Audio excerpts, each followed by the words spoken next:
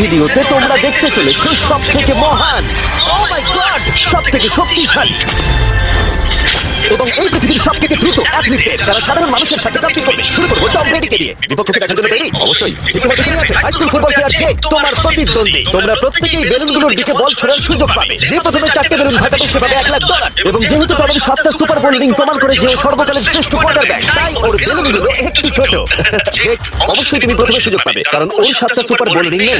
প্রথম বেলুনটা ফাটানোর চেষ্টা করো। প্রথম 1 ভার্সেস 1 এখন শুরু হচ্ছে। এটা যদিও সহজ ছিল।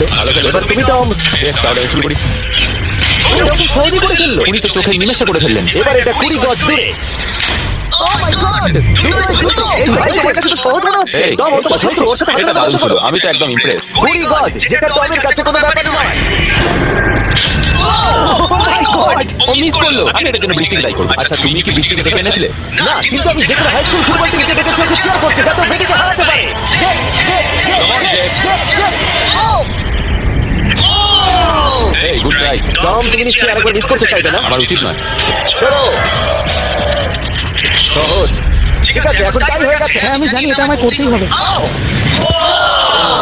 খুব ভালো যে খুব একটুর ভালো। জন্য। ঠিক আছে টম, তুমি এবার শুরু করতে পারো।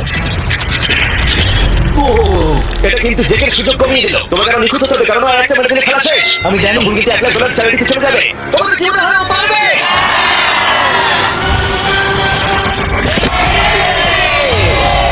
যদিও ও এখনো জেতেনি। আর এবার টমের পালা। 50 গজ। এটা অনেকটা দূর, জিমি। এটা খুবই অসম্মানজনক। তুমি কিছু মনে করলে? এই লাস্ট রাউন্ডটা মনে হয় সব থেকে বড় ক্লাচ কোয়ার্টারব্যাক হতে চলেছে। কিন্তু কোনো মানুষের পক্ষেই 50 গজ দূর থেকে লক্ষ্য ভেদ করা মোটেই